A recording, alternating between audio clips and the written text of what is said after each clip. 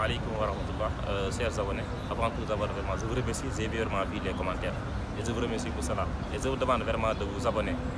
Bon, aujourd'hui, je vous parler vraiment d'une chose très importante que tout musulman vraiment doit savoir.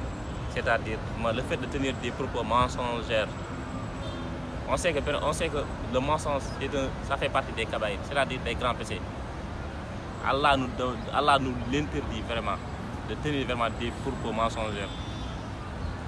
Le prophète sallallahu alayhi wa sallam dit, nous demande toujours de dire la vérité, même si elle peut blesser, et de ne jamais dire un mensonge, même s'il peut nous éviter vraiment une situation désagréable.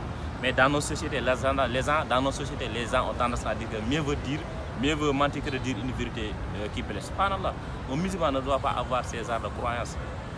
Le prophète, notre bien-aimé, le véridique, nous demande tous de dire la vérité. Donc un musulman doit être sincère. Car la sincérité conduit à la vertu et la vertu conduit au paradis. Il dit aussi dans un autre hadith que le mensonge conduit au péché et les péchés conduisent en enfer. Qu'Allah nous en préserve. On voit bien donc que c'est une chose vraiment très grave que tout musulman doit essayer vraiment de vaincre. Parce qu'un musulman doit donner un bon exemple. Et c'est venu aussi dans un autre hadith où le prophète dit malheur à ceux qui tiennent des propos mensongers, rien que pour faire plaisir aux autres. Il dit malheur à eux. Et on sait bien que notre prophète Mohammed, lorsqu'il invoque Allah, Allah va l'accepter.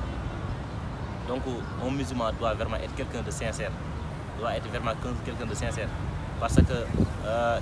Parce qu'il dit aussi dans un hadith que l'homme ne cesse de mentir, jusqu'à son nom soit inscrit auprès d'Allah parmi les menteurs. Subhanallah. Donc, essayons vraiment d'être vraiment des exemples. Parce qu'un musulman doit donner toujours un bon exemple. Un musulman doit toujours dire la vérité. Car le mensonge ne nous conduira qu'à la perte. Donc, soyons vraiment véridiques. Lorsqu'on dit une chose, on tient compte qu'Allah nous écoute. Et que les gens, non ce qu'on dit. Wassalam.